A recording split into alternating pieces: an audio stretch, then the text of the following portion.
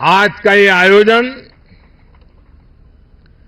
इसी संकल्प का हिस्सा है। आज मेक इन इंडिया की सफलता हमारे सामने है। हमारी तोपों, टैंकों, लड़ाकू जहाजों, हेलीकॉप्टर, मिसाइल सिस्टम, ये जो गर्जना आप देख रहे हैं, यही तो भारत शक्ति है। हथियार और गोला बारूद, संचार उपकरण, साइबर और स्पेस तक हम मेड इन इंडिया की उड़ान अनुभव कर रहे हैं। यही तो भारत शक्ति है। हमारे पायलट्स आज भारत में बने तेजस लड़ाकू विमान, advance light helicopter, light combat helicopter उड़ा रहे हैं। यही तो भारत शक्ति है। हमारे सेलर्स पूरी तरह से भारत में बनी पनडुब्बियां, डिस्ट्रॉयर्स और एयरक्राफ्ट कैरियर में लहरों के पार जा रहे हैं। यही तो भारत शक्ति है। हमारी थल सेना के जवान भारत में बने आधुनिक अर्जुन टैंक्स और तोपों से देश की सीमाओं की सुरक्षा कर रहे हैं। यही तो भारत की शक्ति है।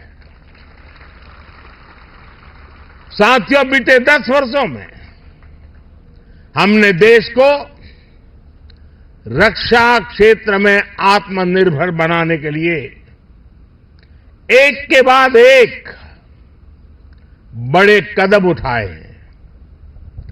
हमने पॉलिसी स्तर पर नीति विषयक सुधार किया, रिफॉर्म्स किए। हमने प्राइवेट सेक्टर को इससे जोड़ा। हमने एमएसएमई, स्टार्टअप्स को प्रोत्साहित किया। आज देश में उत्तर प्रदेश और तमिलनाडु में डिफेंस कॉरिडोर्स बन रहे हैं। इनमें अब तक 7,000 करोड़ रुपए से ज्यादा का निवेश हुआ है। आज हेलीकॉप्टर बनाने वाली एशिया की सबसे बड़ी फैक्ट्री भारत में काम करना शुरू कर चुकी है। और आज मैं अपनी तीनों सेनाओं को भी बधाई दूंगा। हमारी तीनों सेनाओं ने सैकड़ों हथियारों की लिस्ट बनाकर तय किया कि अब वो इन्हें बाहर से नहीं मंगाएगी। हमारी सेनाओं ने इन हथियारों के भारतीय इकोसिस्टम को सपोर्ट किया। मुझे खुशी है कि हमारी सेनाओं के लिए सैकड़ों सैन्य उपकरण अब भारत की कंपनियों से ही खरीदे जा रहे हैं। 10 वर्ष में लगभग 6 लाख करोड़ रुपए के रक्षा उपकरण स्वदेशी कंपनियों से खरीदे गए हैं। इन 10 वर्षों में देश का रक्षा उत्पादन 2 गुना से भी ज्यादा यानी 1 लाख करोड़ रुपए से अधिक हो चुका है। और इसमें हमारे नौजवान भी अहम भूमिका निभा रहे हैं। पिछले 10 वर्षों में 150 से ज्यादा नए डिफेंस स्टार्टअप शुरू हुए हैं। इनको हमारी सेनाओं ने 1800 करोड़ रुपए का ऑर्डर देने का निर्णय लिया है।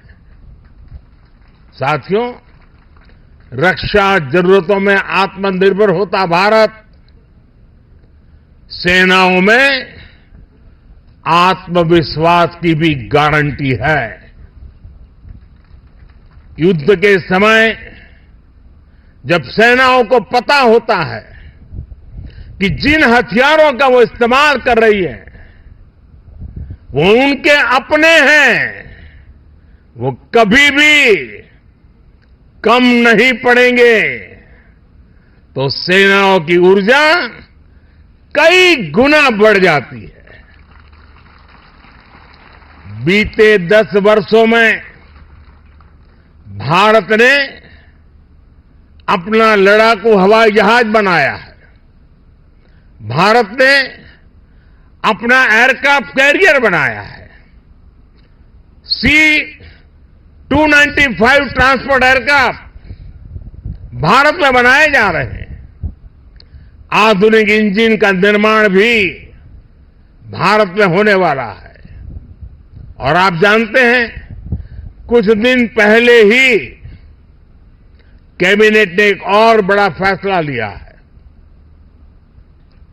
अब 5th जनरेशन लड़ाकू विमान भी हम भारत में ही डिजाइन, डेवलप और मैन्युफैक्चर करने वाले हैं। आप कल्पना कर सकते हैं कि भविष्य में भारत की सेना और भारत का डिफेंस सेक्टर कितना बड़ा होने वाला है। इसमें युवाओं के लिए रोजगार और स्वरोजगार के कितने अवसर बनने वाले हैं।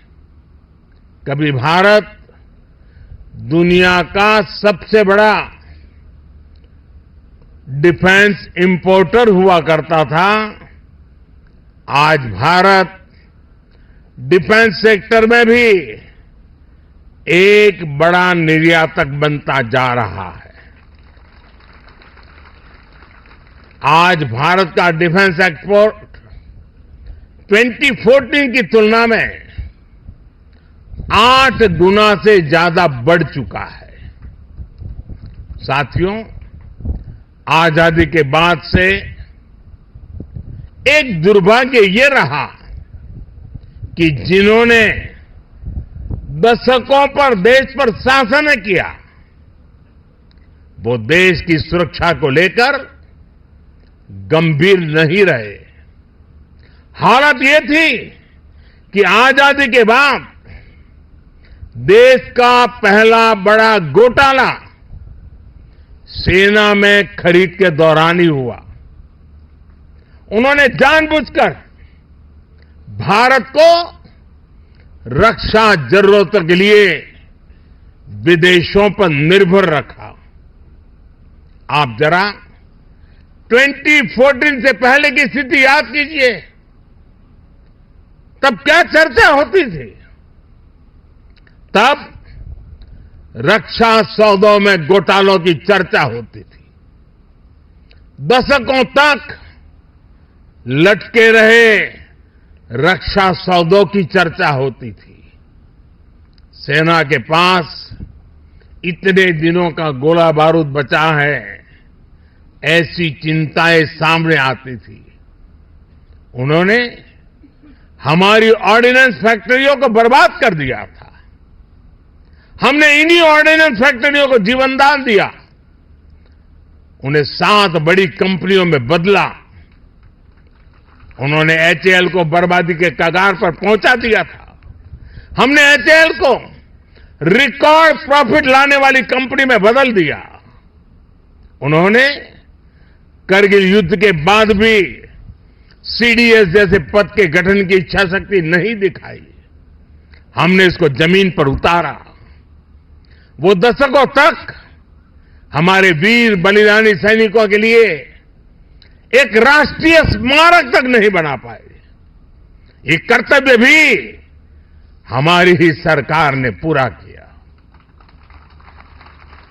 पहले की सरकार तो हमारी सीमाओं पर आधुनिक इंफ्रास्ट्रक्चर बनाने से भी डरती थी। लेकिन आज देखिए, एक से एक आधुनिक रोड, आधुनिक टनल हमारे सीमावर्ती क्षेत्रों में बन रही है। साथियों, मोदी की गारंटी का मतलब क्या होता है, ये हमारे सैनिक परिवारों ने भी अनुभव किया है।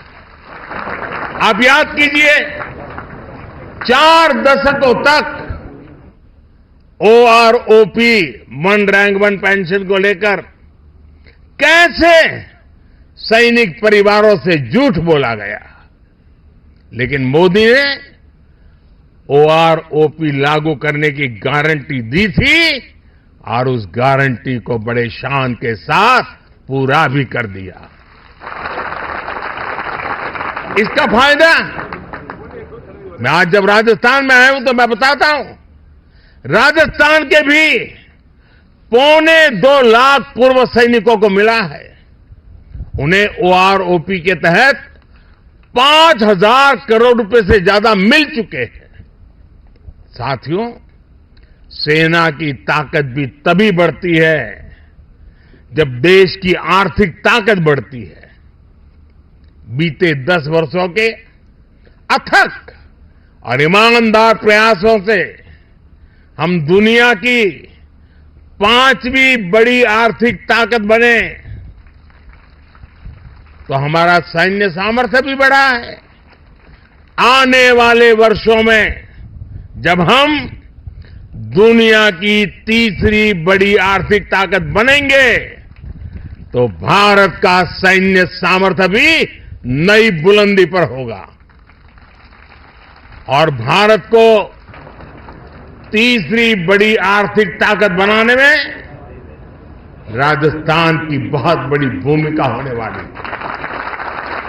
विकसित राजस्थान विकसित सेना को भी उतनी ही ताकत देगा। इस विश्वास के साथ भारत शक्ति के सफल आयोजन की फिर से एक बार मैं आप सबको और तीनों सेनाओं के द्वारा संयुक्त प्रयास को हृदय की गहराई से बहुत बहुत बधाई देता हूं।